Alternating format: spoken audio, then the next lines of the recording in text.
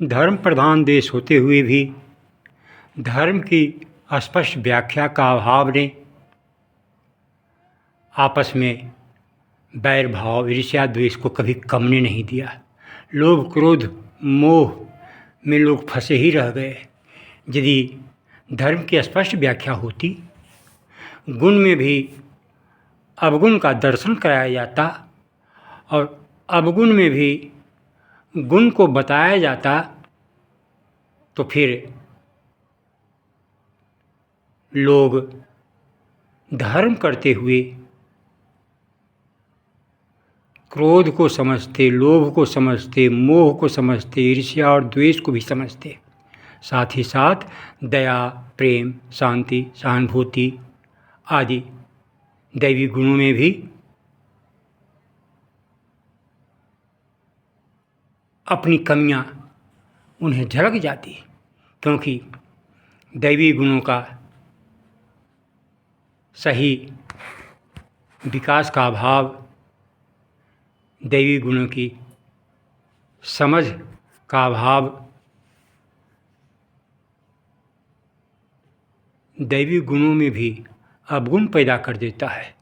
यही कारण है कि हमारा देश धर्म प्रधान देश होते हुए भी आपस में कभी प्रेम कर नहीं सका, लड़ता झगड़ता रहा, क्रोध ईर्ष्या भाव में जीता रहा, जिसका दुष्परिणाम हो गया कि देश गुलाम हुआ, देश में आपसी प्रेम का अभाव हुआ,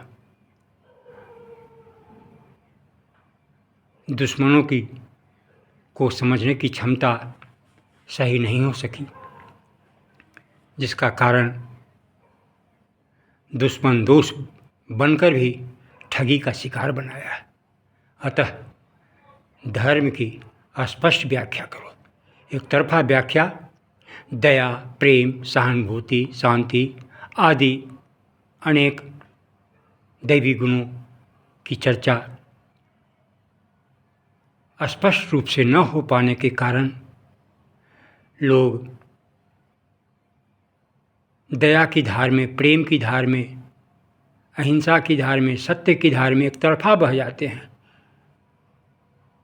जो उनके लिए काल बन जाता है, दुख का कारण बन जाता है, गुलामी का कारण बन जाता है, असमंजस में जीवन जीता है, कथनी और करनी में भेद रह जाता है। मनुष्य को